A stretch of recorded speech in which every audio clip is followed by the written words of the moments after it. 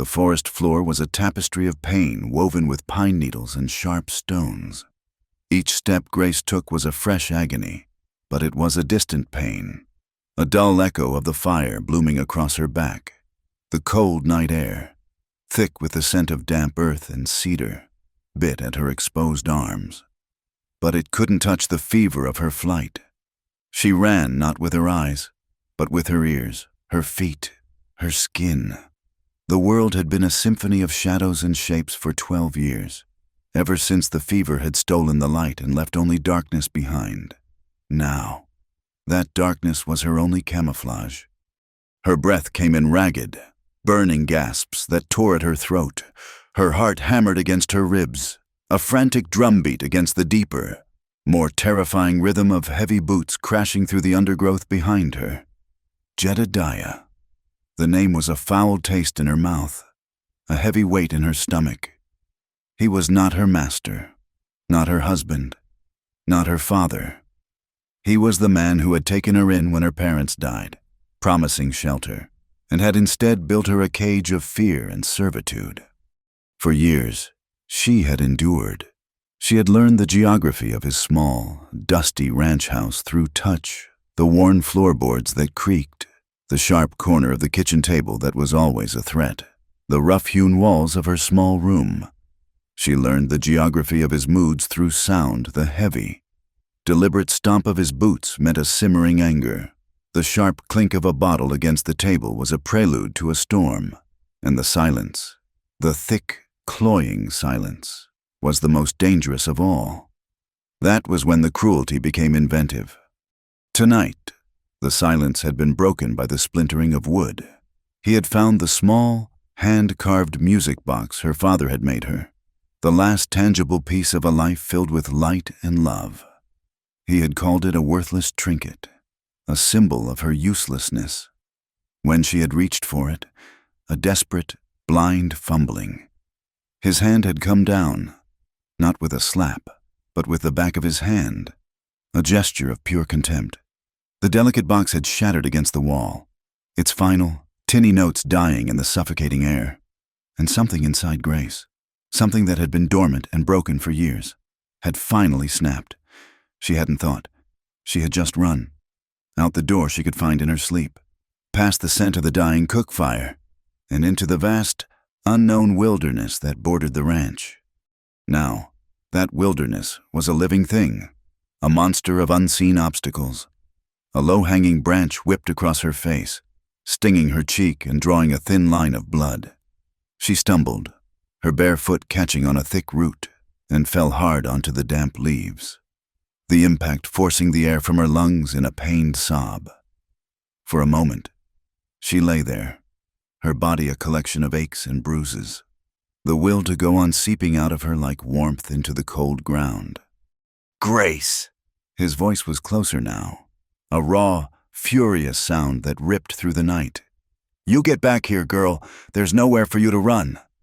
Panic, cold and sharp, jolted her back to her feet. She scrambled up, her hands covered in mud, and pushed forward, her arms outstretched to ward off the next unseen blow from the forest itself. Where was she going? She didn't know. North, south. It was all just darkness to her. The sounds were her only guide, the whisper of the wind through the tall pines, the frantic skittering of some small creature in the brush, the distant cry of a nighthawk. She tried to focus on them, to let them pull her forward, away from the sound of those boots. The ground began to slope downwards, becoming softer, muddier. The smell of water grew stronger, a mix of wet stone and decaying vegetation. A river. She could hear it now, a low, steady roar ahead. Hope, a fragile, unfamiliar thing, flickered in her chest. If she could reach the river, maybe she could follow it, maybe it would lead somewhere, anywhere, away from him. "There you are!" The voice was right behind her. She froze, every muscle in her body locking in terror. She didn't have to see him to know he was there. She could feel the heat of his rage, smell the sour scent of whiskey and sweat that clung to him like a shroud. A heavy hand clamped down on her shoulder, the fingers digging into her flesh like talons.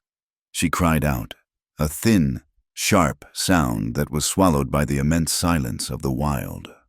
He spun her around. She stumbled and fell to her knees in the mud. She could feel his presence looming over her. A mountain of menace blocking out the faint starlight she could sometimes sense as a subtle lessening of the blackness. "Think you can run from me?" he snarled, his voice thick with a sense of righteous ownership. "Think you can just leave after all I've done for you? Took you in, fed you, kept a roof over your useless head. And this is how you repay me? You are ungrateful, girl. You are property. My property." She squeezed her eyes shut, though it made no difference. The world was already dark. She was bracing herself, her body coiling into a tight, protective ball. She knew what came next. The lecture, the justification, and then the punishment. It was a ritual as old as her blindness. "I'm going to teach you a lesson you won't forget," he breathed, and she could hear the creak of his leather belt as he raised his hand. She flinched, a raw, instinctual movement, turning her head away, her arms coming up to shield her face. The air grew still, pregnant with the coming violence. She held her breath, waiting for the searing pain. It never came. Instead, there was a sudden rush of air, a sound so soft it was almost imperceptible, like a hawk's wing slicing the night. It was followed by a dull, wet thud and a guttural grunt of surprise from Jedediah. The crushing grip on her shoulder vanished. There was a heavy, clumsy collapse. The sound of a large body falling into the mud and brush. Then silence. It was a different kind of silence from before. Not the tense, waiting silence of Jedediah's rage, but a deep, absolute stillness. The forest seemed to be holding its breath. Grace remained frozen, kneeling in the mud, her arms still shielding her head. Her mind couldn't process what had happened. Jedediah had never stopped. Never. A twig snapped nearby. A new fear, sharper and more unknown, pierced through her shock. It wasn't Jedediah. The sound was wrong. Jedediah was a bull, crashing through the world. This was light, deliberate. Someone else was here. Someone who had stopped Jedediah. A rescuer or a new monster in her world. They were often the same thing. Men were a source of pain. Their kindness a currency they used to buy compliance before the cruelty began. She could hear soft footsteps on the damp earth, circling her slowly. Not the heavy, flat-footed tread of a shod boot, but the near-silent press of moccasins.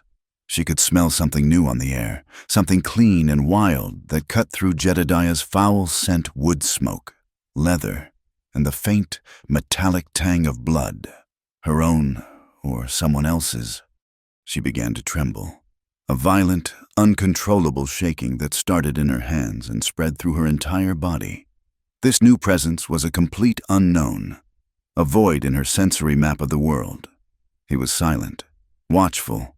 Was he studying her, judging her, deciding what to do with the pathetic, blind creature he'd found cowering in the mud? The possibilities were a terrifying spiral in her mind. The footsteps stopped a few feet in front of her. She could feel him there, a solid shape in the darkness, a concentration of warmth and life.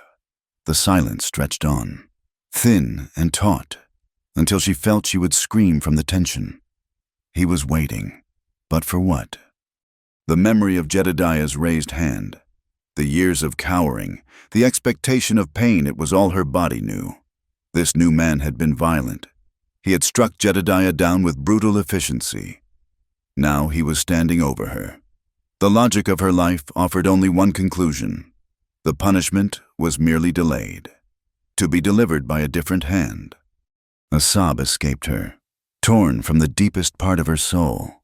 It was a sound of utter defeat, the sound of a spirit that had been broken one too many times. She lowered her arms from her face but kept her head bowed, offering up her back, her shoulders, the way a beaten dog offers its throat. It was a gesture of complete submission, her last, desperate plea for mercy. Her voice, when it came, was a raw, broken whisper. barely audible above the sound of her own frantic heartbeat. It was a plea directed not at the man, but at the darkness, at the pain, at the entire world. "Don't hit me," she begged, the words catching in her throat. "I can't bear it anymore." The words, whispered in desperation, hung in the cold, still air. They were a ghost of all the pleas she had ever made, all the bargains she had tried to strike with a cruel God in the silent darkness of her room. For a long moment, there was no answer but the sighing of the wind in the pines and the steady, low roar of the unseen river. The man before her did not move, did not speak. Grace remained coiled on the damp earth, a knot of pure terror. Her entire being braced for the blow that was her life's only certainty. His hand, the one that had moved with such swift, final purpose only moments before, was trembling. It was a slight tremor, almost imperceptible, born not of weakness but of a profound, tightly leashed fury. He looked down at the shivering form of the girl, her thin dress soaked with mud, her pale hair matted with leaves, and the rage he felt toward the unconscious brute at his feet was so immense it was a physical force, a heat that threatened to break through his iron control. He had seen suffering. He had seen the casual cruelty of his own people being hunted, of treaties broken like dry twigs, of families scattered to the wind. But this quiet, methodical breaking of a single, helpless spirit felt like a unique and profound sacrilege. He drew a slow, deliberate breath, forcing the tremor from his hand, pushing the rage down into the deep well of his own grief. Anger would not help her. Violence would only confirm her deepest fears. He had to be the stillness after the storm. His first movements were slow, measured. Grace flinched as she heard the soft scuff of a moccasin on the earth. He was moving, but not toward her.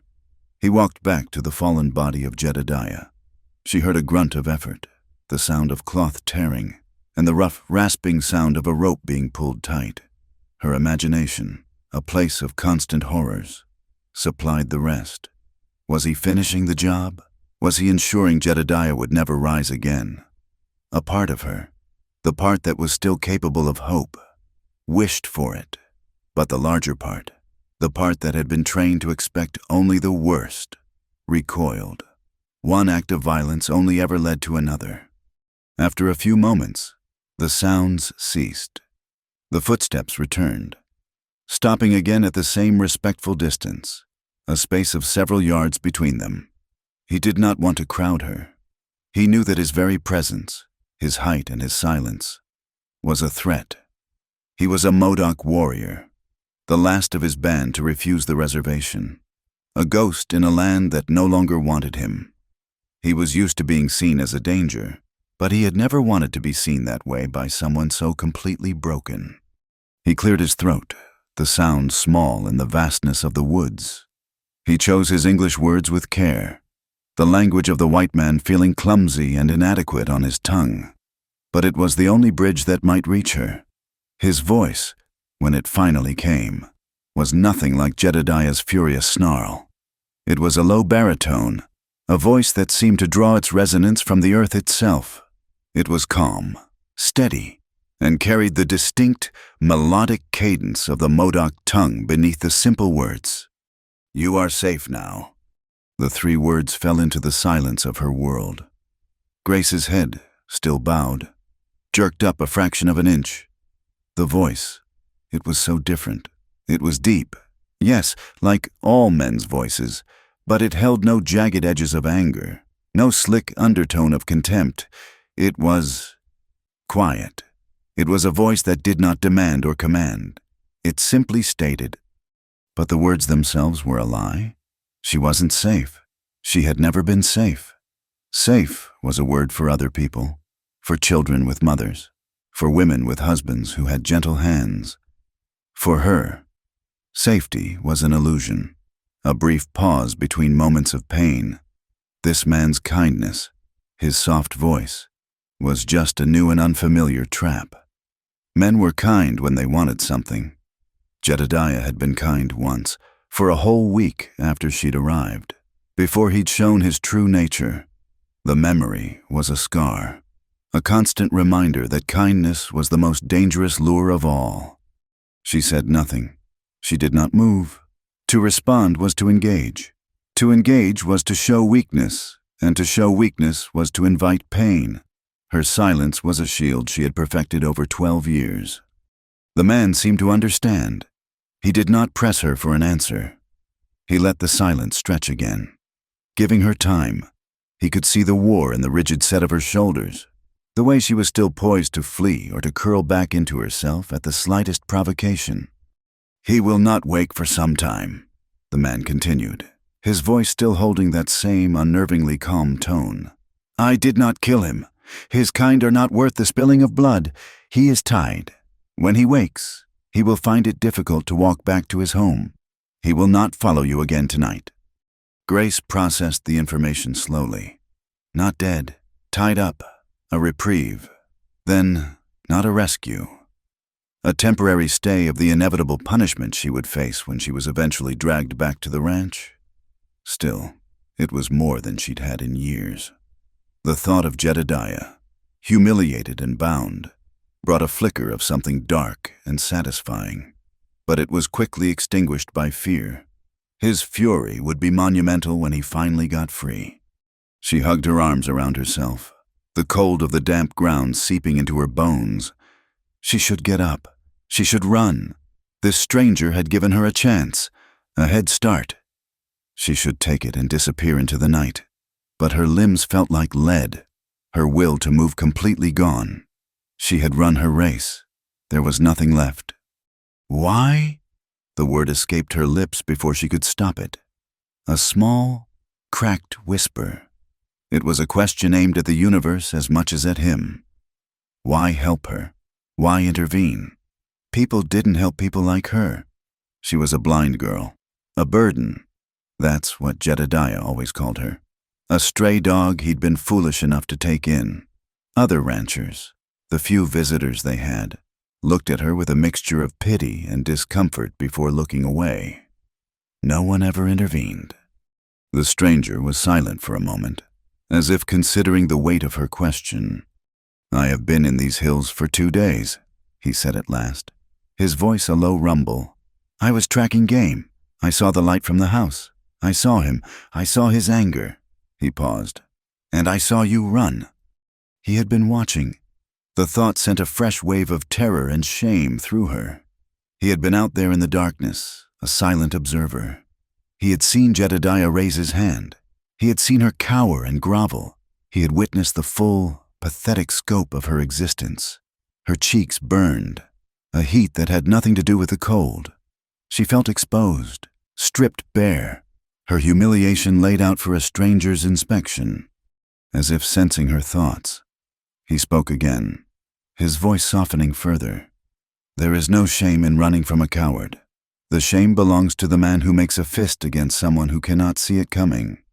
His words struck her with the force of a physical blow. But it was not a blow that hurt. It was something else entirely, something that cracked open the thick shell of self-loathing she had built around her heart. The shame belongs to him. She had never considered that. In her world, the shame was always hers. Her clumsiness, her blindness, her very existence, they were all her fault. Constant provocations for Jedediah's anger. To hear someone, a complete stranger, place the blame so squarely where it belonged was a revelation so profound it left her dizzy. Still, she did not trust it. It was too easy. A trick of words. "What do you want?" she asked, her voice a little stronger now, sharpened by suspicion. It was the only question that mattered. This time, the man's answer was immediate. "I want nothing from you." "Everybody wants something," she countered, the bitterness of her life lacing the words. "I do not," he stated simply. There was a finality in his tone, an absence of argument or persuasion. That was more convincing than any impassioned speech. He was not trying to win her over. He was simply telling her a truth. He took a single, slow step closer, and she flinched, pulling back instinctively. He stopped at once. "I will not touch you," he said. his voice low and steady. A promise. I will not come closer than this unless you ask. But you cannot stay here on the cold ground. You will be sick. Your feet are cut. There is a place nearby. A shelter. It is dry and there is a fire. You can be warm there. A shelter. A fire. The words were a siren song to her shivering body. The thought of warmth was a dizzying, impossible luxury. But it was his shelter. His fire. To go with him would be to trade one cage for another. To place herself willingly into the hands of another man. And yet, to stay here was to wait for Jedediah to eventually break free and drag her back to a fate far worse than any beating she had yet endured. Or, if she ran, it was to face the wilderness alone, blind and unprepared, to perish from cold or starvation or the predators that prowled the night. She was caught between three impossible choices, and, for the first time, one of them came with a gentle voice and a promise of warmth. He seemed to understand her paralysis, the terrible calculus she was performing in her mind. He did not rush her. He simply stood there, a patient shadow in her darkness, his presence a silent testament to the choice he was offering. He had seen her flight, her fall, her absolute terror. He had seen Jedediah's cruelty. He had seen her at her most broken, and his response had not been disgust or pity, but a quiet, decisive intervention. He had offered her safety, and then, more importantly, he had offered her distance. He was letting her choose. And that, more than anything, was what she could not comprehend. No one had ever given her a choice. The silence stretched, a vast, cold ocean between them. On one shore was the life she knew, a landscape of predictable pain and servitude. On the other was this man, a complete unknown, offering a temporary island of warmth in a voice that didn't sound like a trap, but every instinct, honed by years of survival, screamed that all islands were illusions, that the water between was filled with monsters. To stay was to face Jedediah's wrath. To flee alone into the wilderness was a death sentence. To go with this stranger, that was the greatest gamble of all. It was the cold that made the choice for her. A deep, relentless shudder racked her body, a tremor that began in her bones and worked its way out to her skin. The mud she knelt in was a thief, pulling the last vestiges of warmth from her. The promised fire was a single point of light in her endless darkness, a lure too powerful to resist. Her will was broken, her spirit exhausted, but the simple, animal need for warmth remained. She could not bring herself to speak, to give voice to her surrender. Instead, she gave a small, almost imperceptible nod, a dip of her head that was more a collapse of her neck muscles than a conscious gesture. The man understood. He did not say, "Good," or "It's for the best." He offered no false comfort. He simply accepted her decision. "Stand, then," he said, his voice returning to its calm, practical tone. Slowly. "There is a young aspen tree to your right. If you reach out, your hand will find it. Use it to help you up." His consideration was so foreign it was disorienting. Jedediah would have simply hauled her to her feet by her arm, indifferent to her pain or imbalance. Hesitantly, Grace extended a trembling hand, her fingers brushing against damp leaves until they found the smooth, cool bark of the tree. It was solid, real. Gripping it, she pushed her aching body upward, her knees protesting, her bare feet slipping in the mud. The world tilted precariously, a swirling vortex of sounds and sensations, and, for a terrifying second, she thought she would fall. But the tree held, and she managed to find her footing, standing unsteadily in the darkness, swaying like a sapling in the wind. "The way is not far," the stranger said. He had not moved from his spot. "But the ground is uneven. I will walk ahead of you. Listen to my footsteps and my voice. I will tell you what is in your path. Do you understand?" Again, she could only manage a small nod. "Good, we go now." He began to walk, his moccasins making a soft, rhythmic shuffling sound against the leaf litter. It was a clear, consistent sound she could focus on, a lifeline in the disorienting night. He moved slowly, deliberately matching his pace to her own hesitant, shuffling steps. "The ground is clear for 10 paces, his voice came, low and steady from the darkness in front of her.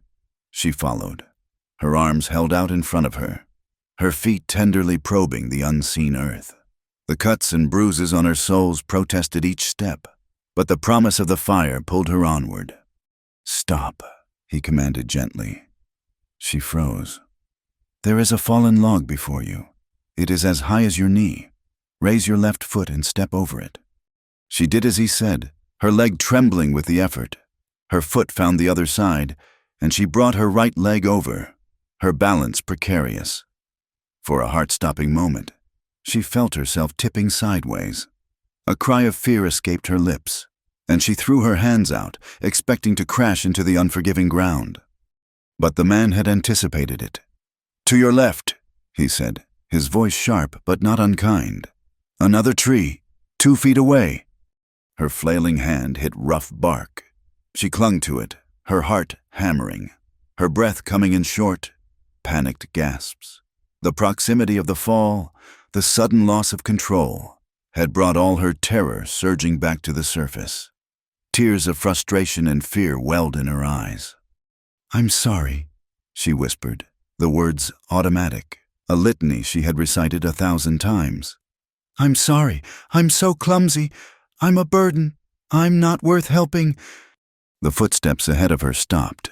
The silence that followed was heavy, charged with an intensity that made the hairs on her arms stand up. She cringed, expecting a reprimand, a sigh of exasperation, the confirmation that she was exactly the useless thing she believed herself to be. When he spoke, his voice was transformed. The quiet calm was gone, replaced by a low, vibrating fury that seemed to shake the very air between them. It was a terrible sound, but she realized with a jolt of confusion that it wasn't directed at her. "That," he said, and each word was a stone dropped into a deep well, "is a lie." She flinched at the force of his tone. "It is a lie a man like him tells a woman to keep her in a cage," he continued, his voice resonating with a righteous anger that was as terrifying as it was breathtaking. "He tells you that you are a burden, so you will not try to fly. He tells you that you are worthless, so you will not ask for what you are worth. He puts the bars of the cage inside your own mind, so you will believe you belong there. Do not speak that lie again. It is his filth, not yours." Grace stood frozen, her hand clutching the tree, the man's words echoing in the chamber of her heart. No one had ever spoken to her like that. Jedediah's anger was a storm that destroyed everything in its path. This man's anger was a fire, not meant to burn her, but to burn away a poison she hadn't even known she'd been drinking. The bars of the cage inside your own mind. The idea was so powerful, so true, that it left her breathless. For 12 years, she had lived in that cage, believing Jedediah was merely her warden, when in fact, he had been its architect, and her own despair had been the lock. She didn't know what to say. The foundation of her world had been shaken.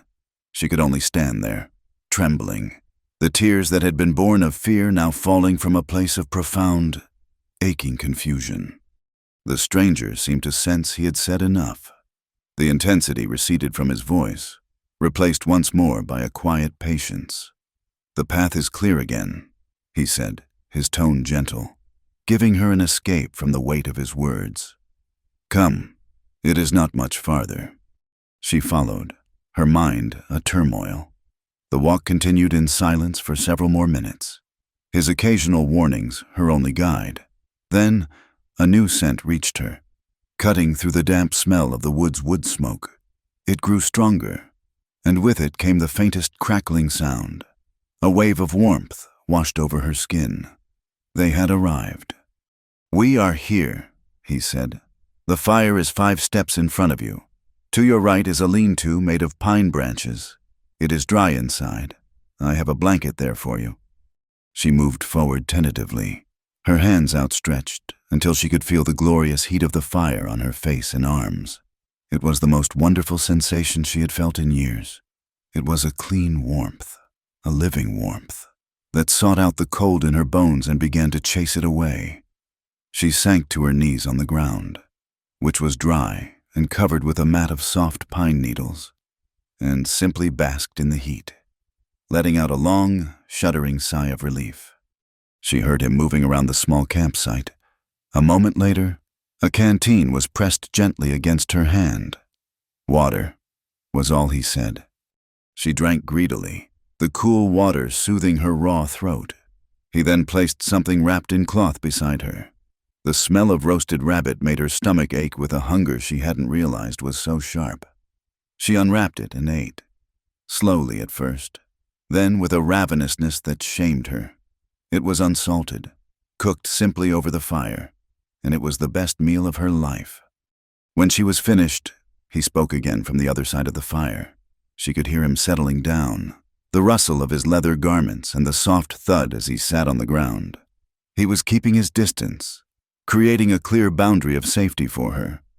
"In the lean-to, you will find a thick buffalo hide," he said. "It will keep you warm. Sleep there. You are safe tonight." He paused, and she could feel him choosing his next words with the same care he had used on the trail. "In the morning, when the sun comes, you will have a choice. This is the Modoc way. I can take you north to the trading post at Linkville. I can take you south to the reservation, if you think you will find shelter with the agency, or I can give you food and water, and you can go your own way. The choice will be yours. I am not your master. I am not your warden. I am nothing to you but a man who saw an injustice. Do you understand? Grace." He had used her name. She was so startled she almost dropped the canteen. Jedediah said her name with a sneer, drawing it out like a curse. This man said it like it was a simple fact, a word that belonged to her and her alone. "How do you know my name?" she asked, her voice small. "He shouted it when he was chasing you." Red Cloud replied simply, "Of course." The answer was so obvious, but hearing him say it, without any of the baggage or contempt Jedediah loaded it with, made it sound new. She thought about his offer. A choice, a real choice. The trading post, the reservation, or freedom. Each was a terrifying leap into the unknown, but they were her leaps to take. He was giving her back a piece of herself she thought had died with her eyesight, the right to choose her own path. She crawled into the lean-to, her aching body crying out for rest. Her fingers found the thick, soft fur of the buffalo hide. It was heavy and smelled faintly of smoke and leather. She wrapped it around herself. The warmth and weight of it, a profound comfort, a cocoon of security. She lay on her side, facing the fire, its crackling a gentle lullaby. Across the dancing flames, she could hear the slow, steady breathing of the stranger, a rhythmic presence that was not a threat, but a guard. Her mind was quieter now than it had been in years. The angry, fearful voices had receded, pushed back by the fire, by the food, by the fierce, liberating truth of his words. "That is a lie men tell to keep you in a cage." She turned the words over and over, a strange new key in her hand. For the first time in more months than she could count, there were no nightmares of Jedediah's hands or his voice waiting for her behind the curtain of sleep. There was only the warmth of the fire, the comfort of the hide, and a deep, dreamless, and profoundly peaceful dark. Grace woke to a world made of warmth and the scent of pine. For a disoriented moment, she didn't know where she was. The familiar dread of morning, the certainty of a cold floor and Jedediah's surly voice was absent. Instead, a thick, heavy comfort enveloped her. A buffalo hide that smelled of smoke and wildness. A gentle heat bloomed against her face. A fire. The memory of the previous night came rushing back, not as a nightmare, but as a disjointed sequence of terror, flight, and a strange, quiet rescue. She lay perfectly still, her ears straining against the silence. Was he still there? Or had he left her? A brief, inexplicable act of charity in the night, Then she heard it, the soft, rhythmic sound of a knife scraping against wood, followed by the steady, calm breathing of someone sitting nearby. He had stayed. The realization sent a fresh tremor through her, a confusing mixture of relief and fear. Slowly, painfully, she pushed herself up. Her muscles screamed in protest, and the cuts on her feet sent sharp, stabbing pains up her legs. She pushed the heavy hide away and crawled out of the small lean-to, drawn by the irresistible pull of the fire. "Good morning," his voice came, as calm and steady as she remembered. It came from her left, on the other side of the fire. "There is tea. I have set the cup on a flat stone beside you. Be careful, it is hot." Her hand found the warm tin cup, its heat a comfort against her cold fingers. She sipped the tea. It was fragrant with mint, slightly bitter, and wonderfully warm. It slid down her throat and settled in her stomach, a small anchor of peace in a sea of uncertainty. She said nothing, still unsure of the rules of this new world. He let her drink in silence. The only sounds were the crackle of the fire and his methodical scraping. After a few minutes, he stopped. "Your feet," he said, not as a question, but as a statement of fact. "They are hurt." "Yes," she whispered. "They must be cleaned and bound, or they will fester," he continued. "Travel will be difficult." He paused, letting the implication hang in the air. "I made you a promise. When you are ready, I will take you where you wish to go, but today, the path will be painful for you." She thought of his offer. Linkville, the reservation, her own path. They were just words, abstract concepts she couldn't grasp. A trading post was full of people, strangers, their voices a cacophony, their bodies a maze of obstacles she would bump into, inviting their scorn or their pity. The reservation was a name she'd heard spoken with dread by the few natives who had passed by Jedediah's ranch. And her own path, that was the most terrifying of all. A blind woman alone in the wilderness. It was just a slower way to die. I cannot travel today," she said, the admission costing her a sliver of pride. "My feet." "I know," he said, and there was no judgment in his voice. "Rest, heal. We will speak of it again when you are stronger." And that was it. There was no sigh of impatience, no muttered comment about the delay. He simply accepted it. The scraping sound started again. Grace sat by the fire, huddling in the blanket he had left for her, and felt a tension she hadn't even been aware of begin to unwind in her shoulders. She had been given a reprieve. Later that morning, he approached her. He stopped a respectful distance away, as he always did. "I am going to the stream to fetch fresh water. I will also gather more of the leaves for your tea and some yarrow for your feet. I want you to learn their scent, so you can find them for yourself one day." He paused. "Or you can come with me, and I will teach you the ground on which you stand." The invitation hung in the air. The thought of walking on her injured feet was daunting, but the thought of being left alone, even for a short time, was worse. And there was something else, a flicker of curiosity ignited by his words. "Teach you the ground on which you stand." No one had ever offered to teach her anything but her own inadequacy. "I will come," she said, her voice barely a whisper. "Good," he said. "Stand up. We will go slowly." That first journey to the stream was a revelation. It was no more than 50 yards, but it may as well have been a mile. Red Cloud did not guide her by the arm. He guided her with his voice and with the world itself. "Take 3 steps forward," he began. "Feel the ground beneath your feet. It is soft here, covered in pine needles. This is the floor of our camp." She did so, concentrating, feeling the gentle spring of the packed needles. "Now, turn to your left. Feel the change." She turned, and the ground became hard, cool. "This is stone," he said. "A large, flat outcropping of it. It marks the edge of the camp. It is always warmer than the earth in the sun, and colder in the shade. It is a good marker." He led her off the rock.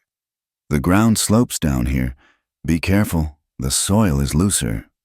He was teaching her to read a language she never knew existed, a language written in texture, temperature, and slope. He had her touch the bark of different trees. "This is a pine," he said, guiding her hand to a rough, deeply grooved surface. "It is rough, like a man's weathered face. Its needles are sharp, and its scent is clean, like winter." Then, a few feet away, "This is an aspen. Its bark is smooth, almost soft, like a fawn's hide. Listen." He rustled the leaves. Its leaves tremble in the slightest breeze, a different sound from the pine's whisper. It was intoxicating. The world, which had always been a terrifying and unpredictable void, was beginning to take shape in her mind. It was no longer just a collection of random sounds and obstacles, but a place with patterns, with rules, with a distinct and readable character. For the next few days, this became their routine. He did not treat her like an invalid. He treated her like a student. He would bring her handfuls of leaves and lay them on a flat rock. "Here," he said on the second day. "2 plants. Your hands are your eyes. Learn them." She reached out, her fingers clumsy.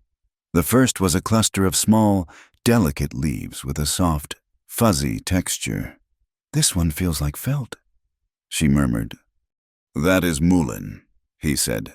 "Its leaves can be used as bandages, or dried and smoked to clear the lungs. Now, the other one." Her fingers found a stalk with leaves that were feathery, almost fern-like. They felt completely different. "Yarrow," he said. "We will make a poultice of this for your feet." He showed her how to crush the yarrow leaves between 2 stones, the friction releasing their sharp, medicinal scent. He guided her hands, his own never touching hers, but hovering close, his voice a constant, patient map. "Press harder. Use the heel of your palm. Good. Now you feel the moisture coming out.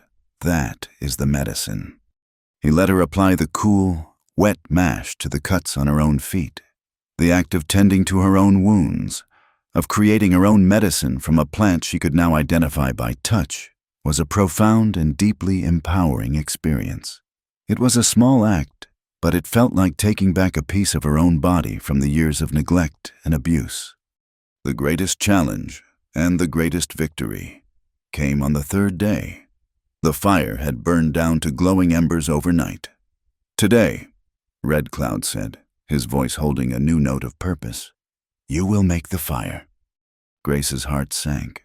"I can't," she said automatically. "I'm blind." "The fire does not care if your eyes are open or closed," he replied calmly. "It only cares for air and dry tinder. I will show you." He began by making her feel the materials. A bundle of dried grass, so brittle it crackled at her touch. A handful of cedar bark, shredded until it was as fine and soft as wool. A small pile of twigs, no thicker than her finger. "This is the fire's cradle," he said, placing the tinder in a small depression in the earth. "First, the bark, then the grass on top. Now, the kindling." He had her construct a tiny cone of twigs over the tinder. "Like a teepee," he explained, "so the air can breathe." Then he placed 2 objects in her hand. One was a small, rough piece of stone. The other was a C-shaped piece of cool, smooth steel. "Flint and steel," he said. "Hold the flint in your left hand, just above the tinder. Hold it steady. Now, take the steel in your right. You must strike down, so the sparks fall onto the cedar bark. Do not be afraid. The stone will not break." Her first attempt was a clumsy failure. The steel glanced off the flint with a dull clink, sending no sparks. A hot flush of shame washed over her. "I told you I can't," she muttered, her frustration mounting. "Jedediah could not do this," Red Cloud said, his voice quiet. "His hands are clumsy with rage. He makes fire with sulfur matches he buys at the trading post. This is a skill. It must be learned. Again." His words, the casual dismissal of Jedediah's ability, surprised her. She had always assumed Jedediah could do everything, that his competence was as absolute as his cruelty. Red Cloud's comment framed it differently. This wasn't a task for a whole person that she, a broken person, couldn't do. It was simply a skill, like any other. She tried again. Her hand trembled, but she focused. Remembering the angle he had described, she struck down hard, a satisfying scrape, and this time, a tiny shower of orange sparks fell from the stone. None caught. "Closer," he advised. "The sparks are born, and they die quickly. They must have little distance to travel." Again. She adjusted her hands, leaning in until her face was close to the tinder pile. Her world narrowed to the feel of the stone and steel. She struck again, and again. On the fifth try, a single spark landed on the fluffy cedar bark. It vanished. But then, a tiny, almost imperceptible wisp of smoke curled upwards, carrying with it the sharp scent of combustion. "Now," Red Cloud said, his voice urgent, but still calm. "Breathe on it, gently, like you are waking a sleeping baby." Grace lowered her head and blew a soft, steady stream of air onto the smoking spot. The smoke thickened. A tiny orange eye opened in the heart of the tinder. "Again," he encouraged. She blew again. A longer, more sustained breath. The orange eye grew, brightened, and then, with a soft whoosh, a tiny, perfect flame erupted, licking at the dry grass. She had done it. A gasp of pure, unadulterated triumph escaped her lips. She had made a flame. She, Grace, had brought light and warmth into her own darkness. She couldn't see it, but she could feel its heat on her face, hear its hungry crackle as it began to consume the kindling. It was magic. It was power. It was hers. Tears welled in her eyes, but for the first time in a lifetime, they were not tears of sorrow or fear. They were tears of a joy so fierce and bright it hurt. She sat back, listening to the fire she had created, her hands resting in her lap. She thought of the countless tasks on the ranch mending, churning, scrubbing that Jedediah had insisted she perform, guiding her with rough shoves and angry shouts, never teaching, only demanding. He had used her hands for his own purposes. Red Cloud was teaching her to use them for hers. He was the first person in her life who did not see her blindness as the sum of her existence. To him, it was a fact, like the color of his eyes or the height of the trees. It was a condition to be worked with, not a flaw to be condemned. He had looked at her, truly looked, and seen not a burden, but a person capable of learning. He had not offered her pity. He had offered her something far more valuable, his patience, and his belief that she could learn to make her own fire. The world had settled into a new rhythm, a quiet cadence of learning and healing. The days were marked not by the rising and setting of a sun she could not see, but by the texture of the air, the cool, damp promise of morning, the dry, pine-scented warmth of midday, the creeping chill of evening. Grace's feet, bound in soft deerskin patches Red Cloud had made for her and treated with the yarrow poultice she now knew how to prepare herself, were slowly mending. Her hands, once soft and useless, were becoming calloused and clever. She could build a fire, identify a handful of medicinal plants by touch and smell, and even bake a simple ash cake in the embers. The cage inside her mind, as Red Cloud had called it, was not gone, but its bars felt thinner, rustier. For the first time, she could feel a small, fragile space growing within her that was not filled with fear. She was sitting by the fire, her fingers tracing the serrated edges of a mint leaf, committing its shape to memory, when the rhythm broke. It began as a faint vibration in the earth, a deep, rhythmic drumming that she felt through the soles of her feet before she heard it. Then came the sound, carried on the wind from the valley below, the muffled thunder of many horses, moving fast. It was followed by something that sent a spear of ice through her heart, the sound of men shouting to one another in English. It was not the casual talk of travelers. It was the sharp, clipped barking of pursuit. Before she could even process the sound, Red Cloud was moving. One moment he was a silent presence across the fire, mending a strap on his quiver. The next, he was on his feet, his entire body a study in coiled, silent tension. "Stay here. Do not make a sound," he commanded, his voice a low whisper that was more intense than any shout. He moved to the edge of the clearing, melting into the shadows of the pines. Grace remained frozen by the fire, her hands clutching the mint leaf so tightly its stem broke. The sounds from the valley grew louder, the hoofbeats a frantic, approaching storm. She could make out individual words now. "Spread out. The tracks lead this way. Modoc scum." The last word struck her with a terror that was entirely new. It wasn't the personal, claustrophobic fear she felt for Jedediah. This was a vast, impersonal hatred, a force of nature like a wildfire. And it was directed at the man who had shown her the first real kindness of her life. Red Cloud reappeared beside her as silently as he had vanished. His face, she knew, would be a mask of grim resolve. His movements were swift, economical, and filled with a desperate urgency. "We leave, now," he said, his voice stripped of all its gentle patience. He kicked dirt over the fire, smothering its flames and sending a plume of acrid smoke into the air. He grabbed the buffalo hide, a small leather pouch of dried meat, and his water skin. "Leave everything else." He took her arm. It was the first time he had ever touched her with such force, his fingers firm, his grip unbreakable. "You must trust me, Grace. You must do exactly as I say, without question. There is no time for anything else. Can you do this?" "Yes," she breathed, her own fear a cold knot in her stomach. "Good. The rocks. We must reach the high rocks."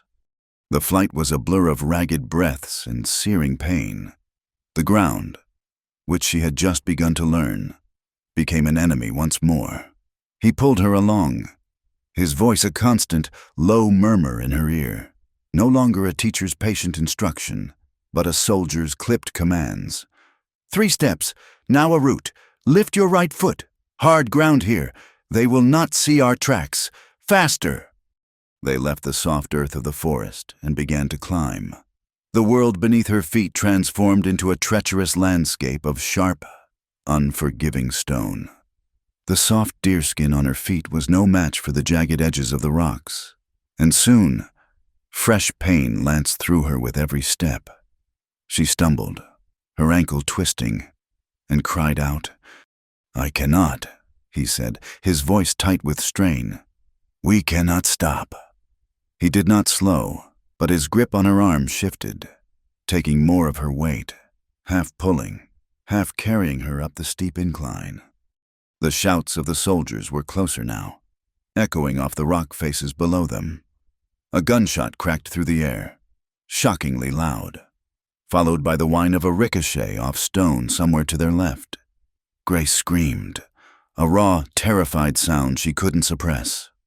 Red Cloud shoved her down behind a boulder, his body shielding hers. "Quiet," he hissed, his breath hot against her ear. "They shoot at shadows. They have not seen us, but they will if you scream again." He waited a moment, his body tense against hers. The only sounds were their own harsh breathing and the frantic hammering of her heart. The soldiers' shouts seemed to be moving past them, farther down the ridge. "They have followed the false trail I left," he whispered. "It has bought us time, but not much. We must keep climbing."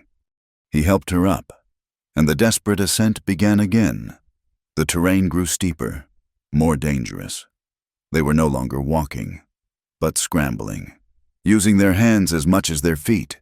The rock was loose underfoot, a treacherous carpet of shale that shifted and slid with every movement. Red Cloud went first, his voice guiding her, telling her where to find handholds, where to place her feet. "There is a ledge, 4 feet above you," he said, his breathing now as ragged as her own. "I will climb up, then I will pull you." She heard him scramble upwards, the sound of his moccasins scraping for purchase, the dislodged pebbles skittering down past her. Then his hand was there, reaching down for hers. "Now, Grace, give me your hand." She reached up, her fingers finding his. His grip was like iron. "Climb," he commanded. She found a foothold and pushed, her muscles screaming, her fingers scrabbling against the rock face. As her head cleared the ledge, a section of the shale beneath her feet gave way with a sickening grinding sound. She felt herself slipping, her entire weight suddenly suspended from his arm. A grunt of exertion and pain was torn from him. He held fast, his muscles straining.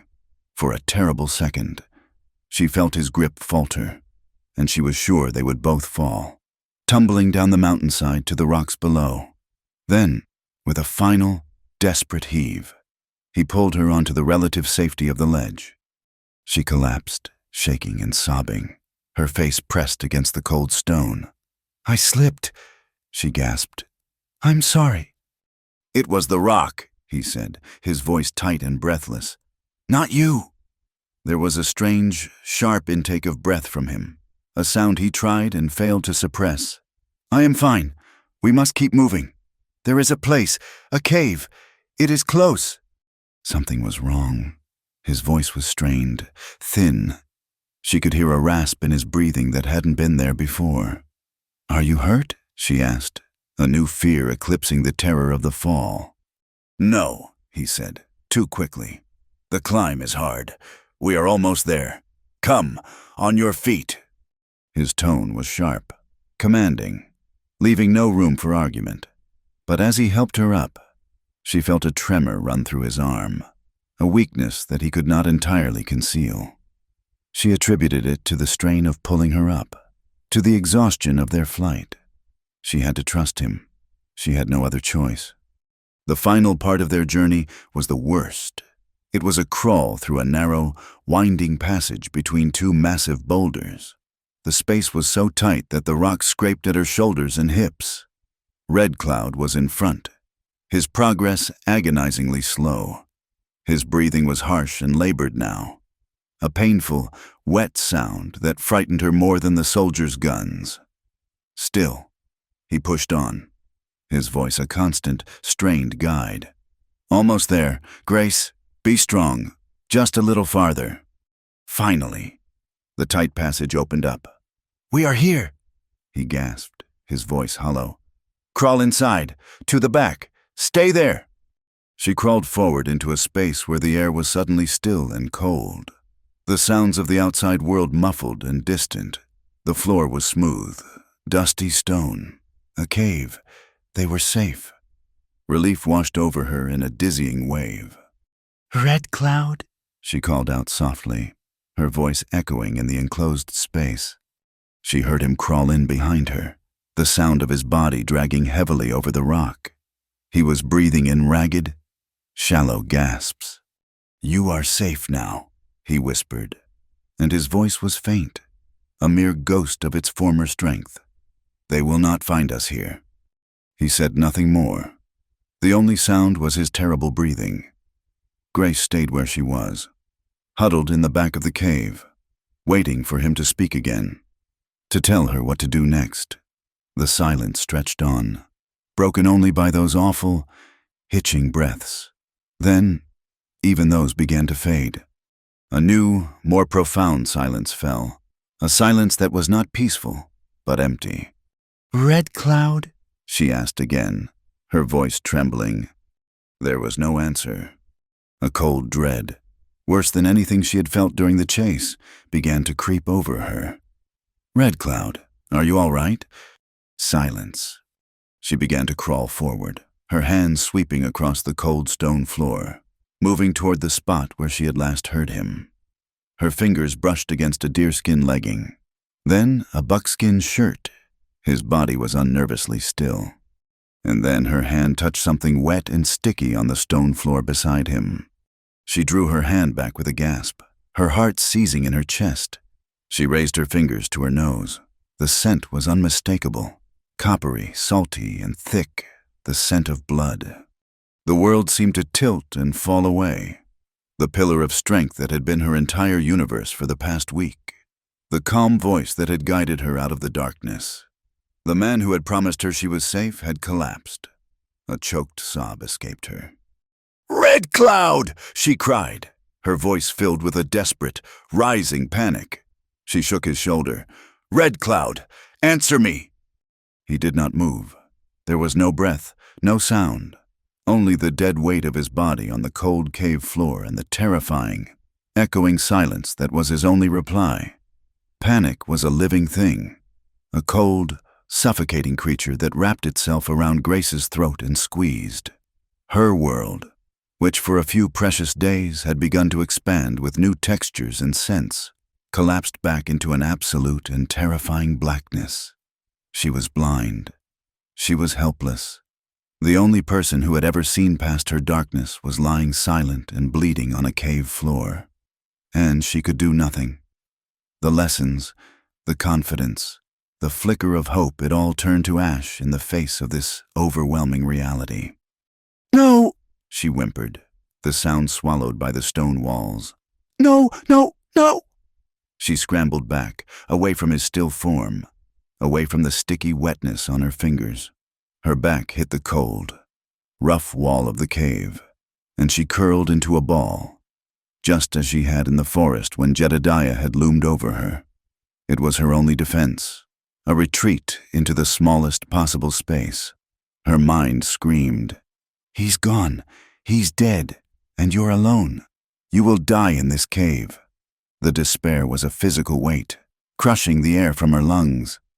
She stayed like that for a long time, lost in a storm of silent, hysterical grief. The world was nothing but the frantic hammering of her own heart and the rough texture of the rock against her cheek. This was it. This was the end of her brief, impossible dream of a different life. Kindness was a fluke, a trick of the light. And now the darkness had returned, more complete and final than ever before. A sound, so faint it was barely a whisper of air, cut through her panic. "Grace!" Her head snapped up. Had she imagined it?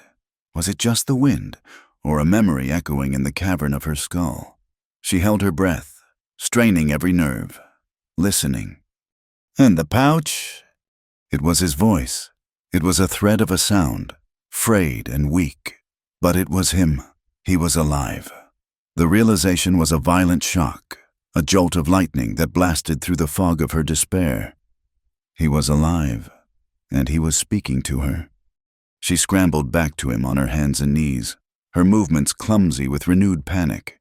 "Red Cloud, I'm here." Her hands found his chest. It rose and fell in a shallow, stuttering rhythm. He was breathing. "My side," he rasped, the words costing him a visible effort. "The ledge. When I pulled you." The memory flashed in her mind, his grunt of pain, the tremor in his arm. It hadn't been just the strain. He had been injured then. He had hidden it, climbing the rest of the way, getting her to safety, all while he was bleeding.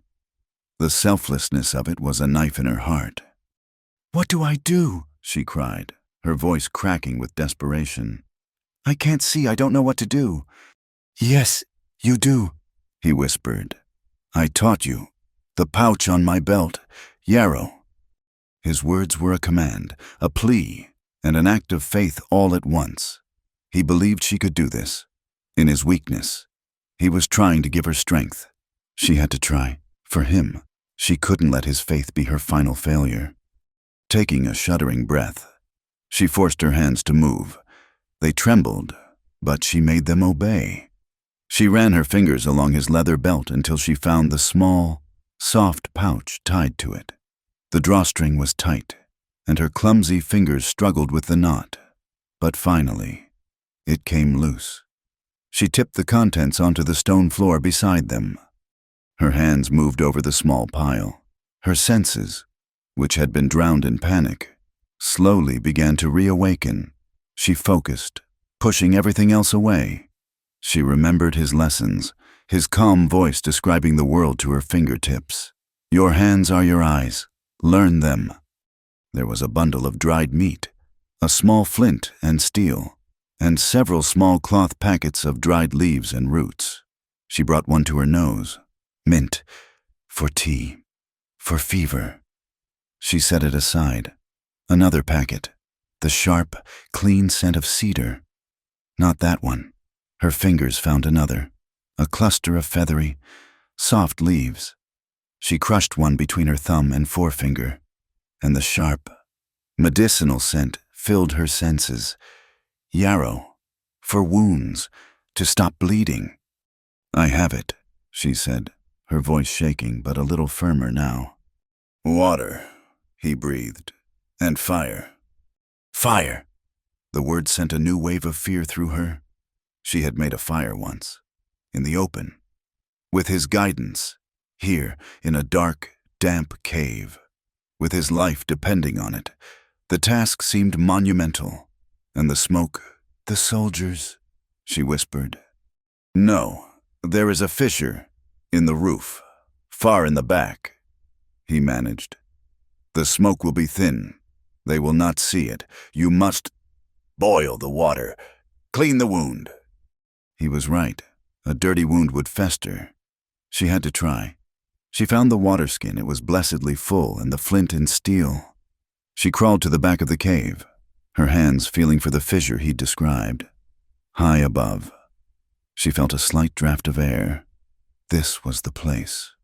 She worked with a feverish intensity, her fear fueling a desperate focus. She gathered the driest bits of debris she could find on the cave floor, scraps of wood, dried moss. She shredded the inner bark from a piece of kindling he had tucked into the buffalo hide. She built the fire's cradle, her hands moving with a clumsy muscle memory from his lesson. Her first few strikes with the steel produced nothing. Panic began to claw at her again. You can't do this. He's going to die because you can't even make a spark. His filth, not yours. Red Cloud's voice echoed in her memory. She took a deep breath, steadied her hands, and struck again. A spark, another, then a tiny orange glow bloomed in the tinder. She bent low, her lips close to the fragile ember, and blew gently, just as he had taught her. The ember grew, and with a soft whoosh, a small, clean flame sprang to life. She fed it tiny twigs, nurturing it, protecting it, until she had a small, steady fire, its light a warm, living presence in the cold dark. She filled the tin cup with water and set it on a rock at the edge of the flames. While it heated, she crawled back to Red Cloud. Now came the hardest part. I have to find the wound, she said softly, more to herself than to him. I have to clean it. He gave a faint grunt of assent. Her hands, now slick with his blood, moved with a terrible gentleness. She unlaced the side of his buckskin shirt, her fingers fumbling with the leather ties. She peeled the wet, sticky material away from his skin. The flesh beneath was hot, unnaturally so. Her fingers explored the area of his ribs, just below his arm. She felt the ragged, deep tear in his skin, the edges of it swollen and tender. The wound was far worse than she had imagined. It felt deep. A wave of nausea washed over her, but she swallowed it down. She could not afford to be weak. When the water was hot, she dipped a strip of cloth torn from her own petticoat into the cup and began to clean the wound. He gasped when the heat touched him, his body arching in a silent spasm of pain. But he did not cry out. She worked meticulously, her touch as light as she could make it, cleaning away the dirt and dried blood, her mind a blank slate of pure concentration. She mashed the yarrow leaves with a little water to make a thick poultice and spread it gently over the injury. Then she took a wad of the soft, fuzzy mullein leaves he had shown her and pressed them over the yarrow, a natural bandage. She bound the wound tightly with more strips of her petticoat, her knots firm and sure. When she was done, she slumped back, her entire body trembling with exhaustion and relief. She had done it. She had cleaned and dressed his wound. It was a small victory, but it felt immense. He was still unconscious, but his breathing seemed a little easier. She touched his forehead. It was burning with fever. The next battle had already begun. The next 3 days were a waking nightmare, a blur of time measured only by the rhythms of Red Cloud's struggle for life. Grace did not sleep. She did not dare to. She existed in a twilight world within the cave, her senses narrowed to the man beside her. She kept the fire small, feeding it just enough to keep the water warm. She forced sips of mint tea between his parched lips. She listened to his breathing, her own breath catching every time his stuttered or faltered. She bathed his face and chest with cool water, trying to fight the fever that consumed him. Twice a day, she unwrapped the wound, her heart in her throat, terrified of what she might find. She would clean it again and apply a fresh poultice of yarrow. She talked to him constantly, her voice a low, steady murmur in the darkness. She told him about the lessons he had taught her. She told him about the fire, about the feel of the yarrow leaves. She told him he had to be strong, that he had to fight. She told him he was not allowed to leave her alone. On the second day, he began to mutter in his delirium. He spoke in the Modoc tongue, his voice urgent and pained. She could not understand the words, but she understood the anguish in them. She simply held his hand, her touch a small anchor in his fevered storm, and kept talking, her own voice a soothing counterpoint to his. By the third day, she was hollowed out, an automaton moving through a series of desperate tasks. Her body ached, her eyes burned with exhaustion. Her mind was a fog. She was beginning to lose hope. The fever would not break. His skin was still fiery hot, his breathing still shallow and ragged. She was failing. She was changing his bandage, her movements slow and clumsy with fatigue. When she felt a change, the heat of his skin seemed less, not cool, but less like a furnace. She pressed the back of her hand to his forehead. It was still hot, but the raging fire seemed to have banked slightly. A tiny, fragile flicker of hope ignited in her chest. She finished her work and slumped down beside him, her head resting against the cave wall. Too exhausted to move, she must have drifted off. For how long she didn't know. It could have been minutes or an hour. She was woken by a touch. A hand, weak but deliberate, was on her arm. She jerked awake, her heart leaping into her throat. "Grace," a voice whispered. It was his voice, not the delirious mutterings or the pain-filled gasps, but his own voice. It was weak, hoarse, but it was clear. She scrambled closer, her hands finding his face. His skin was damp, no longer dry and burning. The fever had broken.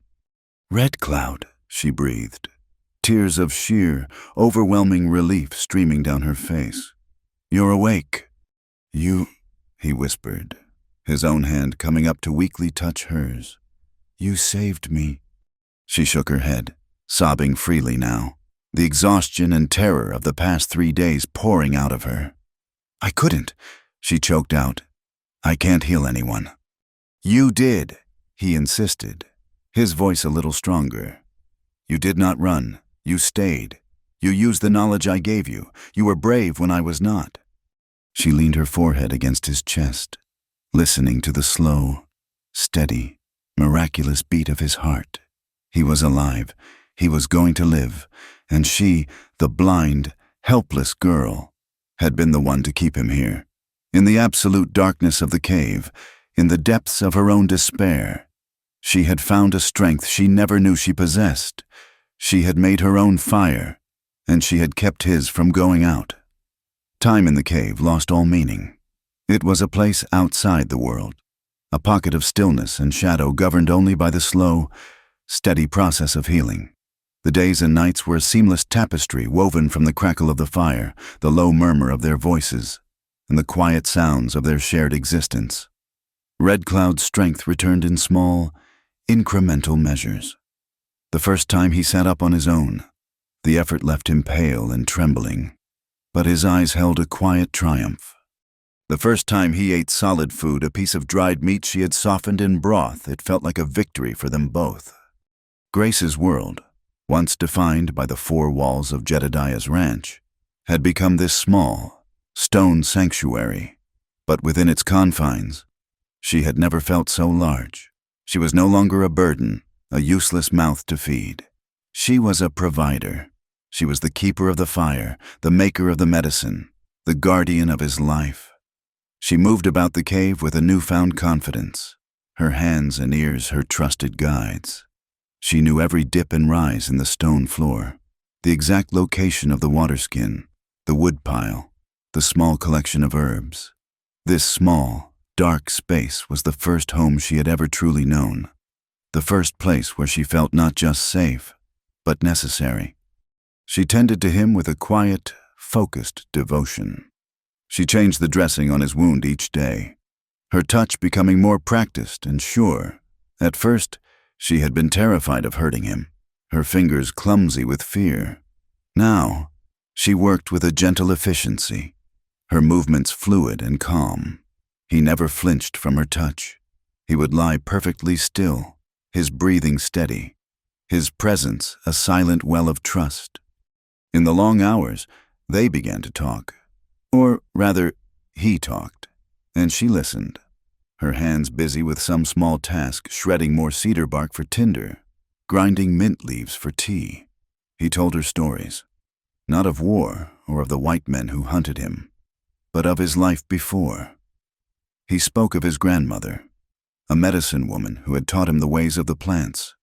He described the vast, shimmering expanse of Tule Lake, the water so clear you could see the stones on the bottom, the air so thick with birds their wings beat like a great drum. He described the smell of the sagebrush after a rain, the taste of wild plums warmed by the sun, the feel of a sacred obsidian stone, cool and smooth in his palm. He was painting a world for her, a world she had never known, and she saw it all through his words. Her imagination, starved for so long, drank in his descriptions and built landscapes of sound and scent and texture in her mind. She could almost feel the cool water of the lake, almost smell the rain-soaked sage. He was giving her his memories, his history, a past to replace the one that had been stolen from her. She, in turn, remained a closed book. Her own past was a place of shadows and pain she had no desire to revisit. He seemed to understand this, for he never asked. He never questioned her about her life before Jedediah, about her parents, or about the fever that had taken her sight. He accepted her as she was, a woman who had begun her life the night he found her in the forest.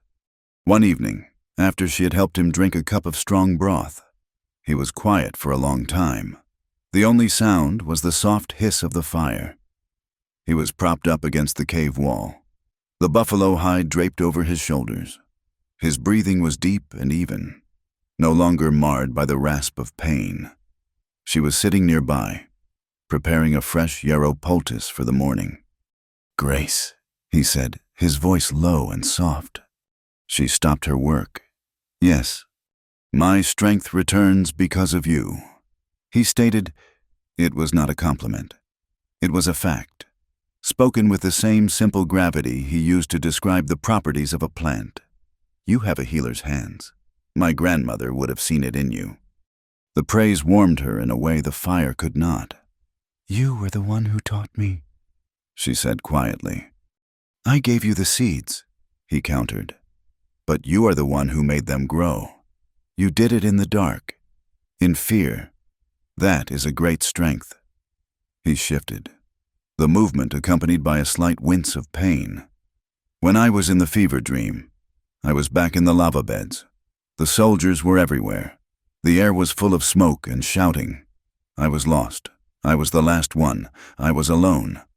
He paused, and she could hear the weight of that memory in his voice, the profound loneliness of the survivor. "But then, I would hear your voice. I could not understand the words, but I knew the sound. It was like a clear stream in a dirty land. It was the only thing that told me which way to go. It led me out of the smoke." Grace's hand stilled in her lap. She didn't know what to say. He had never spoken of his own fear, of his own weakness. He had always been the pillar, the unshakable presence. To hear him confess his own moment of being lost was to see the man behind the warrior, the vulnerable heart inside the strong chest. "I am glad you found your way back," she whispered. He was silent for another long moment. She could feel his gaze on her, and for the first time, it made her feel not exposed, but seen. "Grace," he said again, and this time his voice was different. It was deeper, more serious, laced with an emotion she could not name. "I must tell you something. It is not my wish to frighten you, or to make you feel trapped. The promise I made in the forest still stands. When I am strong enough to travel, I will take you wherever you choose to go. Linkville, the reservation, I will leave you there and you will never have to see me again. That is your choice, and I will honor it." He took a deep breath. "But I must also speak the truth that is in my heart. In these days, watching you, listening to you, feeling the strength of your spirit, I have come to care for you in a way I have not cared for anyone since my family was taken from me. It is a feeling that is more than gratitude, more than respect. It is a feeling that makes the fire burn warmer and the water taste sweeter. It makes me want to see the world again, not with my eyes, but by describing it to you." The air in the cave grew thick, charged with the weight of his words. Grace's heart began to beat a slow, heavy rhythm against her ribs. She felt as though she were standing on the edge of a cliff, the ground uncertain beneath her feet. "The white man has a word for it," he said, his voice now a low, resonant murmur. "A simple word for a very great thing. They call it love. I did not think it was a word I would ever use again, but I feel it for you. Grace, I love you. I ask for nothing in return. I expect nothing. A man has no right to ask for a gift he cannot hope to match. But I had to tell you the truth. My heart would be a liar if I did not." He fell silent. He had laid his truth before her, a fragile, powerful offering in the darkness of the cave. He had asked for nothing, demanded nothing, caged her in no expectations. He had simply given her his heart and promised her the freedom to walk away from it. Grace could not breathe. Love. It was a word from a foreign language, a word she had only heard in the saccharine ballads sung by travelers or the harsh, mocking tones Jedediah used when he spoke of his late wife. To her, love was a fiction, a lie, or a weapon. It had no place in her world. Her world was made of hunger, cold, pain, and fear. What did she feel for this man? She felt gratitude, a boundless, overwhelming gratitude that was so immense it was painful. She felt a profound sense of safety she had never known, a deep, bone certainty that he would never, ever raise a hand to her. She felt respect for his quiet strength, for his patience, for the way he had looked at her and seen not a broken thing, but a person. When he spoke, she felt a quiet settle in her soul. When he was in pain, she felt a fierce, protective urge that was utterly new to her. When he fell silent, she felt a loneliness she had never felt before, because now she knew what it was not to be alone. Was that love? How could she know she had no map, no compass, no point of comparison? Her silence stretched on, and she knew it must be hurting him. He would think she was repulsed or frightened. She had to speak, to give him a truth to match his own. "Red Cloud," she began, her voice small and trembling. I do not know that word. Love. I have never known it. The world I came from did not have it.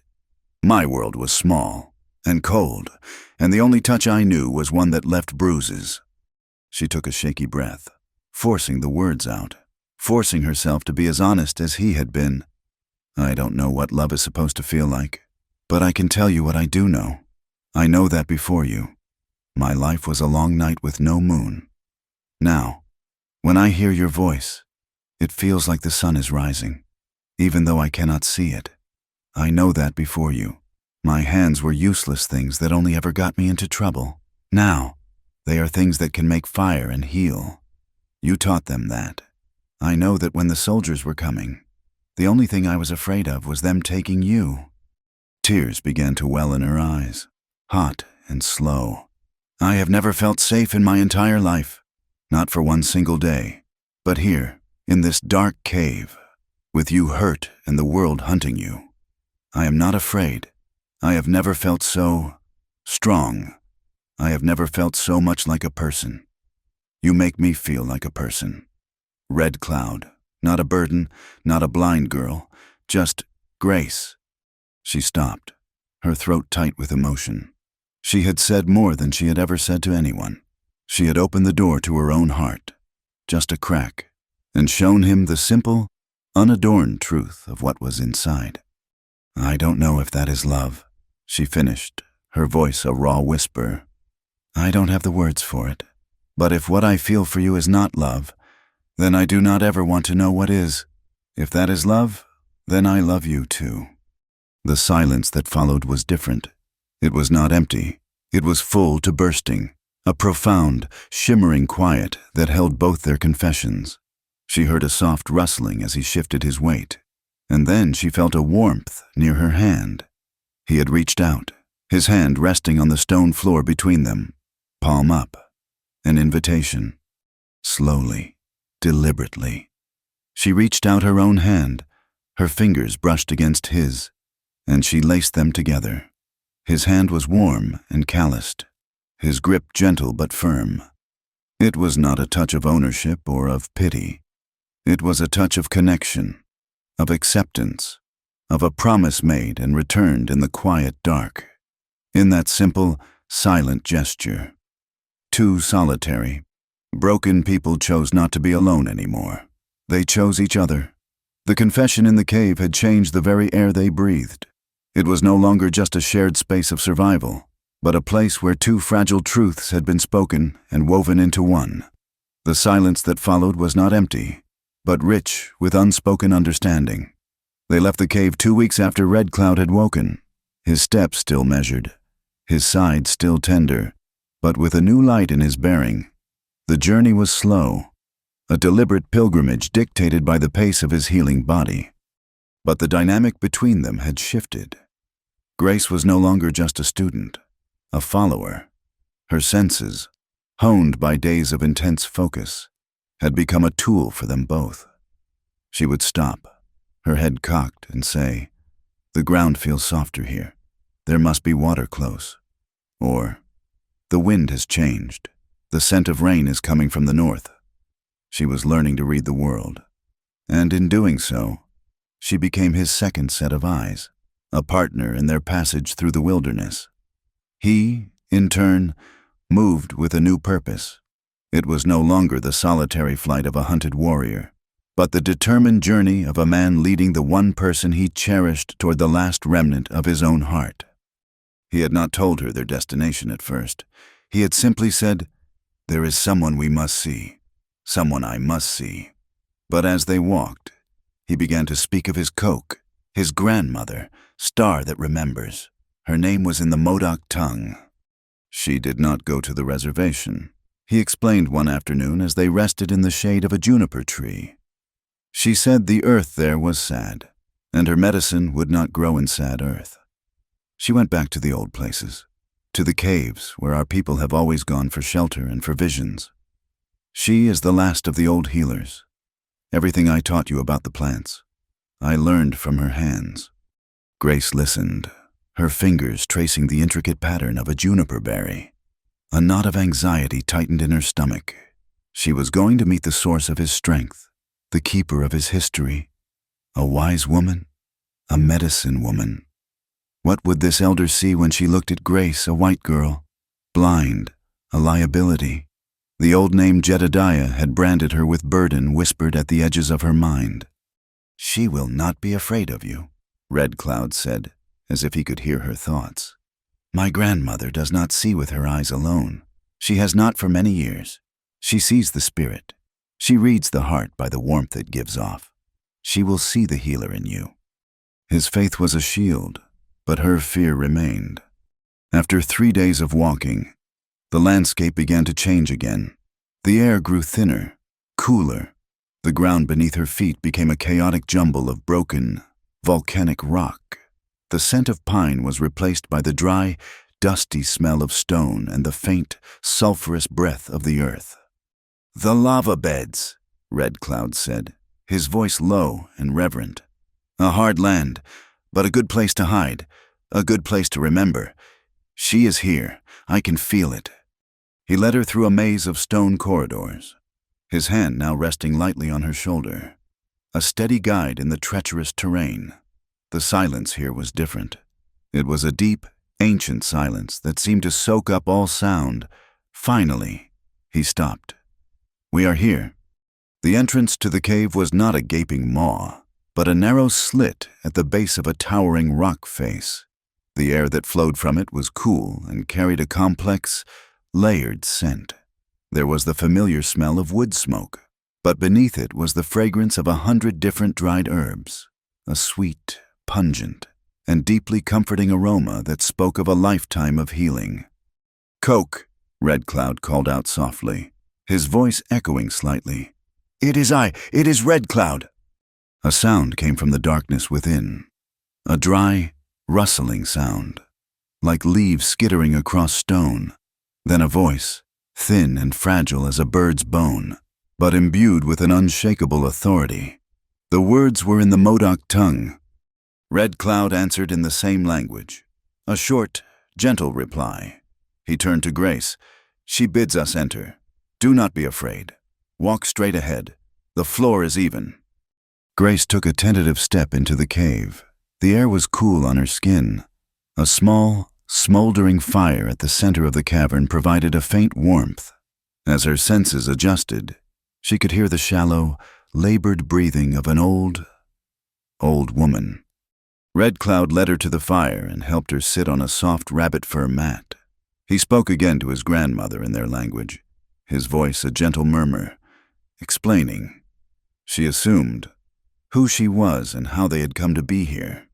The old woman was silent for a long time after he finished. Grace sat with her hands clenched in her lap, her heart hammering.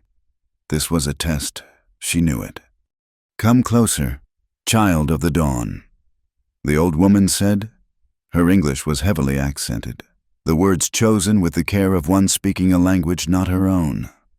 "Let an old woman see you with her hands." Grace hesitated. Red Cloud gave her shoulder a gentle, encouraging squeeze. She crawled forward, toward the sound of that reedy voice, until her knees brushed against a bed of soft hides.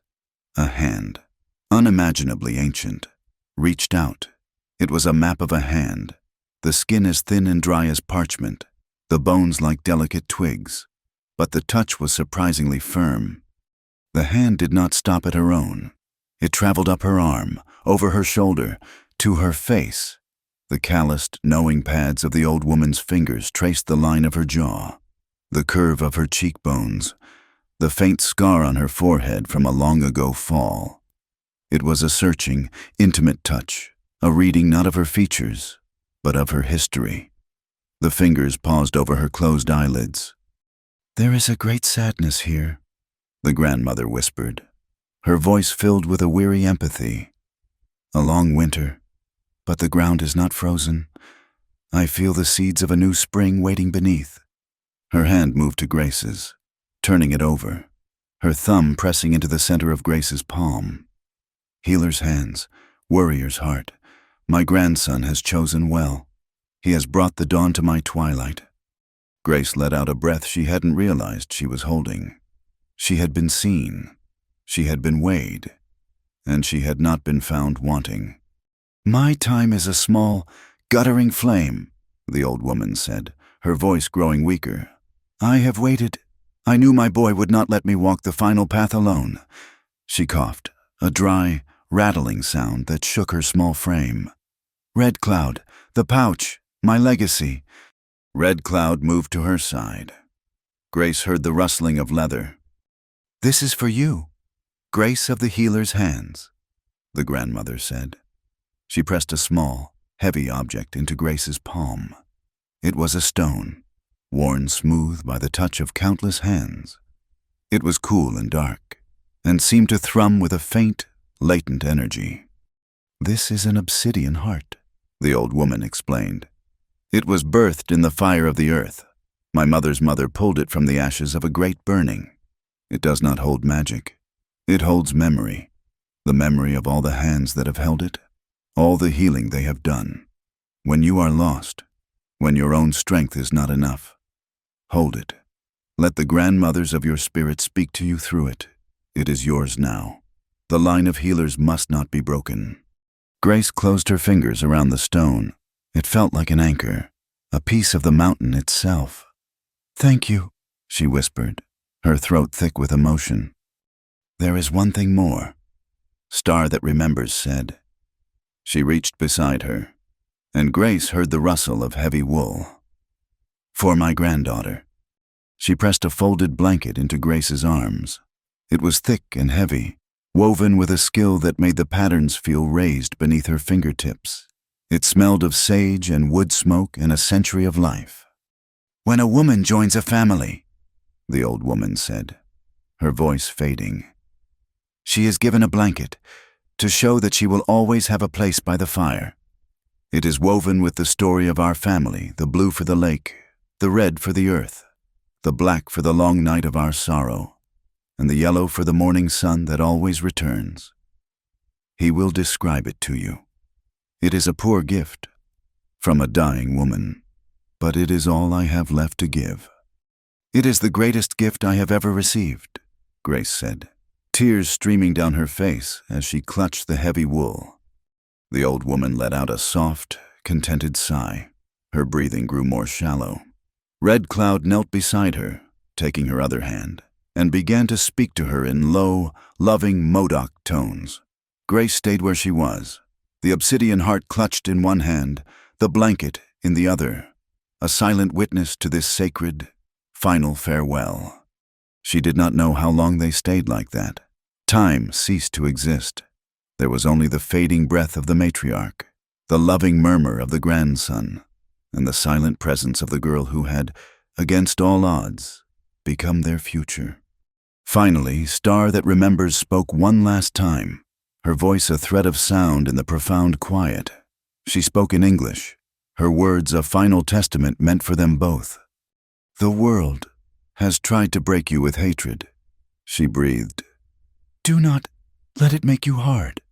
Do not build your life on the rock of anger, for that is a cold home. Build your new world from kindness. It is the only medicine that heals the soul. It is the only thing that lasts." Her hand went limp in Red Cloud's. A final, soft breath escaped her lips and was lost in the cavern's stillness. She was gone. Red Cloud did not weep. He simply knelt beside her, his head bowed, a silent, solitary monument to a nation and a family that was now only a memory. Grace, her own heart aching with a grief she had no right to, but felt all the same, unfolded the heavy blanket. Without a word, she moved to his side and draped it over both their shoulders, a shared mantle of sorrow and legacy. They knelt together in the sacred dark, two survivors, a new family born from the ashes of the old, with a dying woman's final blessing to light their way forward. They buried Star that remembers at the mouth of her cave, in the Modoc way, with a simple cairn of the black, volcanic rock she had called home. There were no songs, no ceremony. There was only the silent communion of the two people who were left to carry her memory. Red Cloud stood for a long time, a solitary figure against the stark landscape, his gaze fixed on the pile of stones. Grace stood beside him, the grandmother's heavy wool blanket draped over her shoulders, its texture a comforting, tangible link to the woman she had known for only a day but would carry in her heart for a lifetime. She held the obsidian heart in her hand, its cool, smooth surface a repository of silent strength. When he finally turned to leave, he took her hand, his fingers lacing through hers. "Her journey is over," he said, his voice thick with a grief he did not try to hide. "Ours must now begin." Their path led them north, out of the desolate beauty of the lava beds and into the greener, more forgiving lands of Oregon.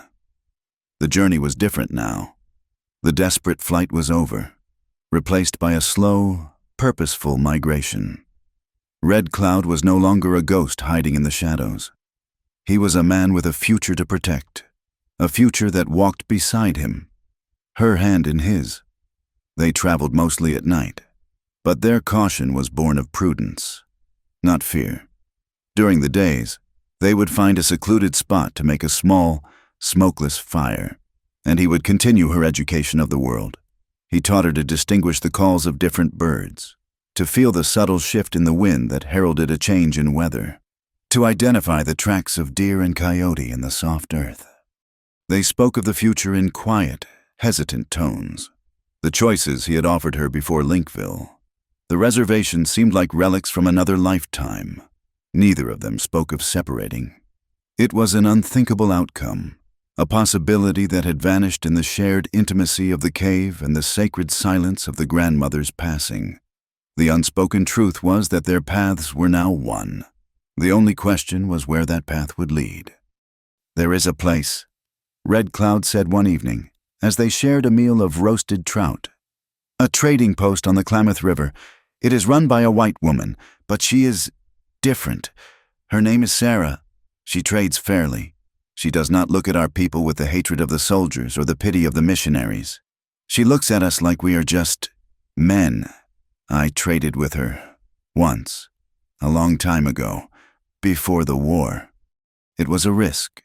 A trading post was a nexus, a place where all the disparate, often hostile, elements of the frontier converged. There could be soldiers, bounty hunters, men who would recognize the name Modoc and see only a price on a head. But it was also a place of supplies, of information, of a slim chance at a new beginning. They were both silent for a moment, weighing the danger against the necessity. "We will go there," Grace said, her voice firm. It was not a question. It was a decision. They arrived at the post at dusk, drawn by the scent of wood smoke and roasting coffee, and the low murmur of voices. The post was a long, low building made of rough-hewn logs, its windows casting warm, yellow rectangles of light into the gathering gloom. The sounds were a chaotic but strangely comforting symphony, the creak of wagon wheels, the lowing of oxen, the sharp ring of a blacksmith's hammer, and a half-dozen conversations in a mix of English, Chinook jargon, and native tongues. Red Cloud led Grace to the main door, his hand resting protectively on her back. He pushed the heavy wooden door open, and they stepped inside. The warmth and light were almost overwhelming. The room was long and smelled of everything at once: cured leather, pipe tobacco, spices, wool, and brewing coffee. A large stone fireplace dominated one wall, and a half-dozen men trappers in buckskin, prospectors in dusty canvas. A few Klamath men in trade blankets were scattered around the room, their conversations dropping to a low hum as Red Cloud and Grace entered. A woman emerged from a back room, wiping her hands on a linen apron.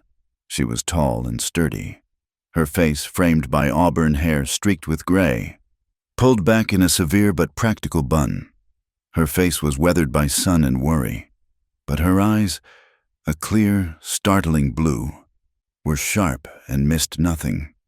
She looked at Red Cloud, and a flicker of recognition crossed her features. Then her eyes moved to Grace, taking in her simple, worn dress, the deerskin patches on her feet, and the way she held onto Red Cloud's arm, her face pale and sightless. The woman's expression softened, a subtle shift from shrewd proprietor to something warmer, more compassionate. "Red Cloud," she said, her voice a no-nonsense alto. "It has been a long time. I heard you were gone." The rumors were wrong. Red Cloud replied, his voice calm. "We need supplies. Sarah, and a safe place to rest for a few days." Sarah's gaze flickered around the room, at the curious stares of the other men. "You'll find both here," she said, her tone leaving no room for argument. She turned to the others. "This man is a friend of the house. He and his companion are under my protection." She turned back to Red Cloud. "There's a small room off the kitchen. It's clean and dry. You can stay there. Come." She led them through the main room to a small, private space with a simple cot and a clean-swept floor. It was a haven of quiet. That evening, after Grace had washed in a basin of hot water and Red Cloud had traded a few fine beaver pelts for flour, salt, and coffee, Sarah came to their room. She brought a tray with 2 steaming bowls of venison stew. She sat with them in the small room, her presence filling the space with a calm, practical authority. She did not ask about the soldiers or the lava beds. She asked about Grace.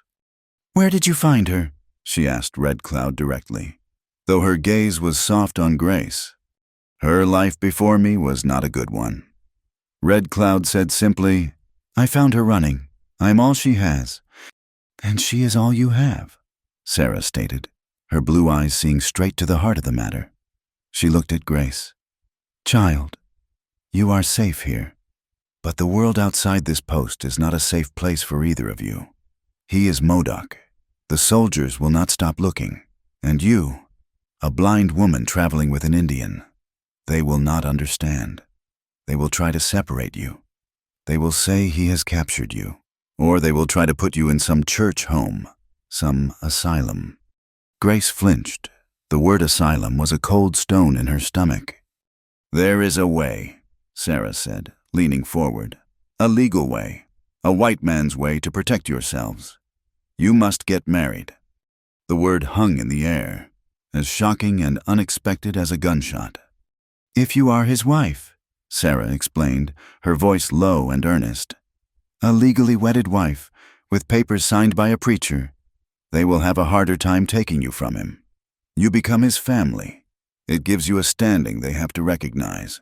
It is not a perfect shield, but it is a shield nonetheless. It is the best I can offer you."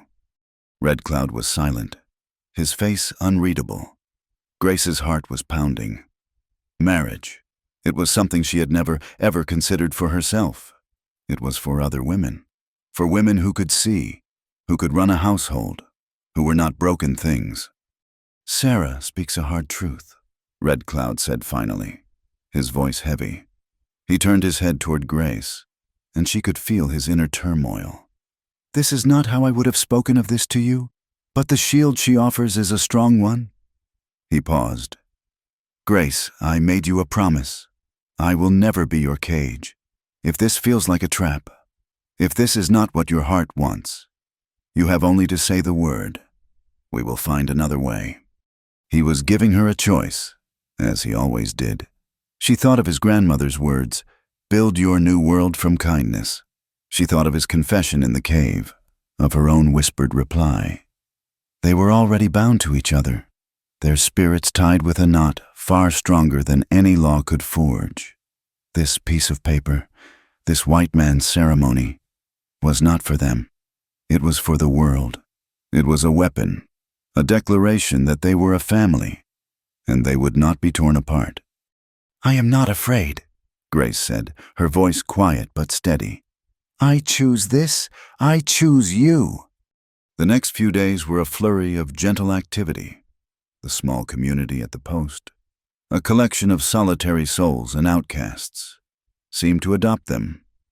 An old trapper, who had an Apache wife long since passed, shyly presented Grace with a small pouch of fragrant, dried lavender. The blacksmith's wife, a stern German woman who rarely spoke, brought her a length of blue ribbon for her hair.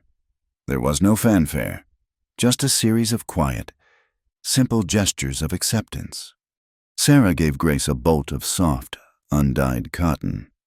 "Every woman deserves a wedding dress," she said simply.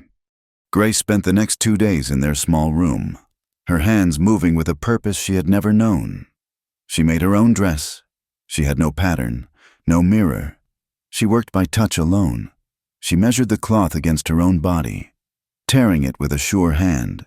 She used a needle and thread from Sarah's sewing kit, her fingers, now so sensitive, guiding the tiny steel point in a line of small, even stitches.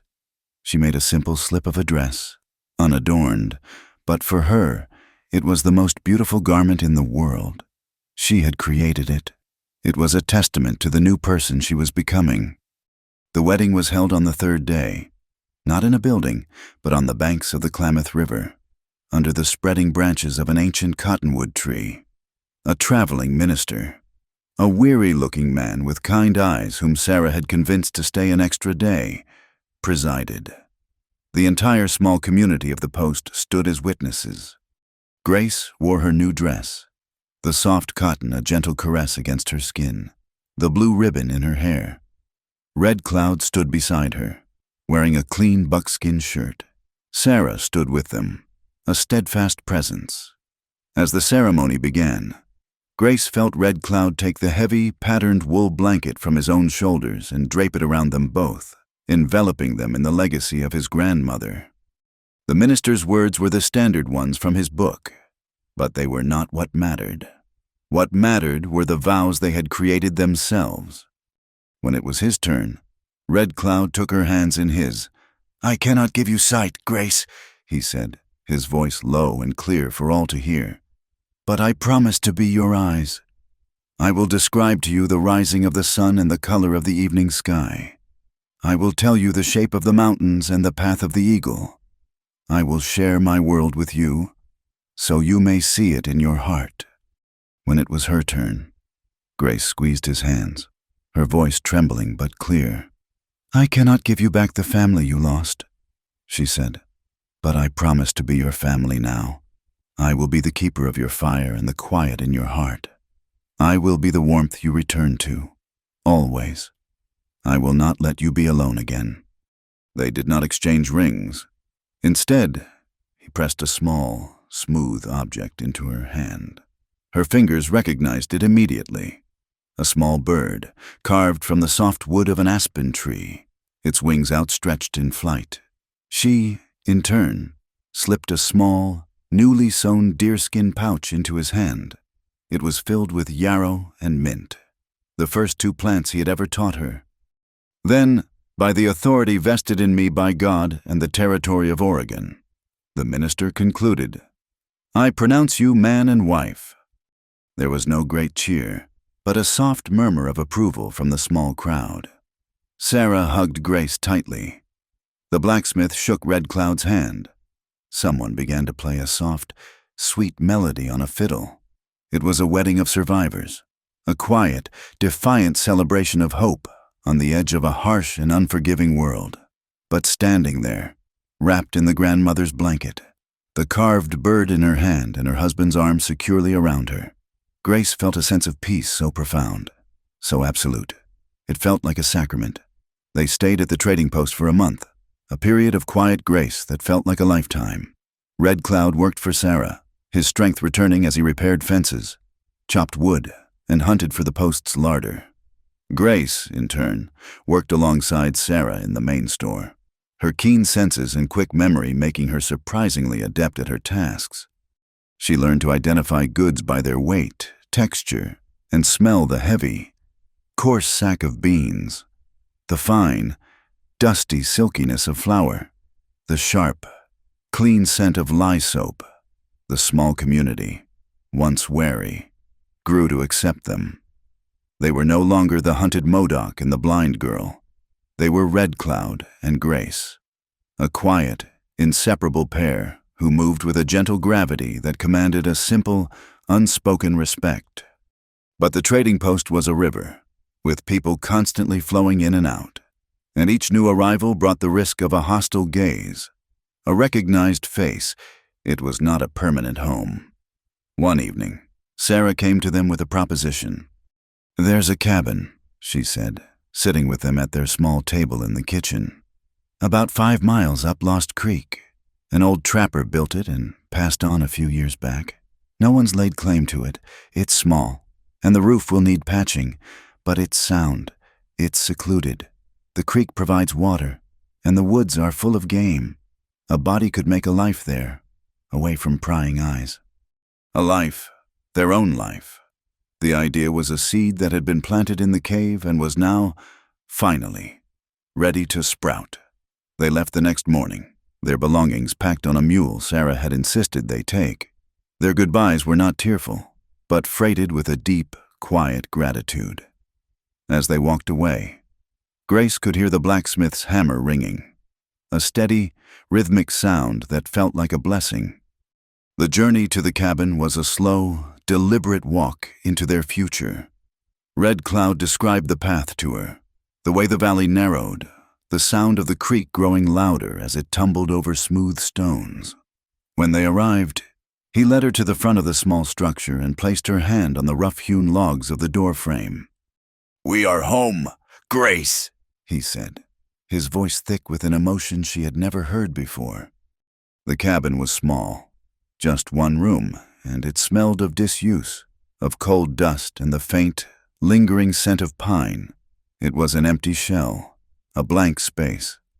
For a moment, a flicker of the old fear returned to Grace, a new place to learn, a new set of unseen obstacles. But then Red Cloud began to speak, and the empty space began to fill with light. "Let me show you our world," he said, leading her to the center of the room. "Stand here. We are in the heart of it. The floor beneath your feet is made of thick, wide planks. They are uneven in places, and you will learn their dips and rises like you learned the forest floor. They are honest boards. They will not lie to you." He took her hand and led her to the right. "This wall," he said, pressing her palm against the rough wood, "faces the east. This is where the morning will come from. There is a window here." He guided her hand to trace its square frame. It was a simple opening, covered with a shutter of oiled hide. "It is not glass, but it will let in the light. In the morning, you will feel a square of warmth on the floor right here. That will be your sun." She touched the hide, its surface smooth and cool. A window, a place for the sun to enter. It was a miracle. "Below the window," he continued, "I will build a shelf for you. We will put your herbs there, the mint and the yarrow, so the morning sun can touch them." He led her along the wall to a massive hearth made of river stones. "And this," he said, his voice full of reverence, "is the heart of the house. It is cold now, but tonight we will build our first fire. Its smoke will make this place smell like home. We will cook here, and we will find our warmth here when the winter comes. This is our fire, Grace. No one will ever kick it out again." She knelt and touched the cold stones, running her hands over their smooth, rounded surfaces. She could already imagine the heat radiating from them, could almost hear the crackle of the flames. He guided her to the back wall. "Here, we will put our bed," he said. "The wall is solid, with no windows. It will be the safest place. It looks toward the mountain, so we will sleep with the strength of the stone behind us." Finally, he led her to the last wall, the one facing west. "And here," he said, stopping before a small, crude table the trapper had left behind, "is where we will sit. There is another window here, a smaller one. It will catch the last light of the day. We will sit here and I will tell you how the sun is setting, how the sky turns from blue to the color of a wild rose, and then to the deep purple of a camas flower." He had given her the four corners of her world, not as a map of obstacles, but as a poem. The wall of morning, the heart of fire, the wall of strength, and the wall of evening light. She stood in the middle of the room, turning slowly, the entire space laid out in her imagination. A house built not just of logs, but of his words, of his love. That evening, as he had promised, he built their first fire in the hearth. The dry wood caught quickly, and a warm, golden light filled the cabin, chasing the shadows into the corners. They sat on the floor before it, on the grandmother's blanket, and shared a simple meal of bread and dried meat. The firelight danced on the log walls, and the wind whispered outside. But inside, there was only a profound and perfect peace. Red Cloud was quiet for a long time, watching her. Her face, illuminated by the flames, was calm. The lines of fear and worry that had been etched there for so long now softened, almost erased. She was listening to the fire, her head tilted slightly, a small, serene smile on her lips. He thought of his own life, of the darkness he had inhabited for so long, the darkness of grief after his family was gone, the darkness of the war, a landscape of smoke and death, the darkness of being a fugitive, A man with no place, no people, no future. He had been a man walking in a permanent twilight, his only companions the ghosts of his past. "Grace," he said, his voice a low murmur that barely disturbed the quiet. She turned her face toward him. "Yes." "When I found you in the forest," he said, "I thought I was saving you from the darkness. From him. From a world that had been cruel to you." He reached out and gently touched her cheek, his thumb tracing the curve of her jaw. "I was wrong. My world was the one that was dark. It was a place of shadows, full of angry ghosts. I was lost in it. I did not even know how lost I was." He looked into her sightless eyes and saw not an absence, but a presence.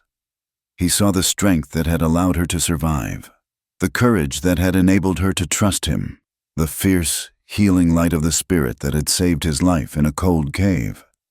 "People will look at us," he said, his voice thick with emotion, "and they will say that I am your eyes. They will say that I am leading the poor, blind girl. They are wrong. You are my light. Grace, you are the light that came into my darkness and showed me the path home. This," he gestured around the small, warm cabin, "is home. You are my home." Tears welled in Grace's eyes, and she did not try to stop them. They were not the tears of sorrow she had cried for so long, but tears of a joy so deep and pure it felt like a sacred spring bubbling up from the center of her soul. She leaned into his touch, her hand coming up to cover his. "We are both blind, then," she whispered, "and we are both each other's light." They did not know what the future held. The world outside their small cabin was still a dangerous place. There would be hardships, there would be winters, there would be fear. But as they sat together before their first fire, wrapped in a blanket woven with the story of a lost people and a love that had been found, they knew one thing with absolute certainty. They would face it all together. No one would ever have to walk alone in the darkness again. Thank you for listening to our story. We would love to know where you are tuning in from, so please comment below and share your thoughts. If you enjoyed this journey, please subscribe to our channel, Wild West Stories 1850. Give this video a like, and consider hitting the hype button to help this story be heard by many more.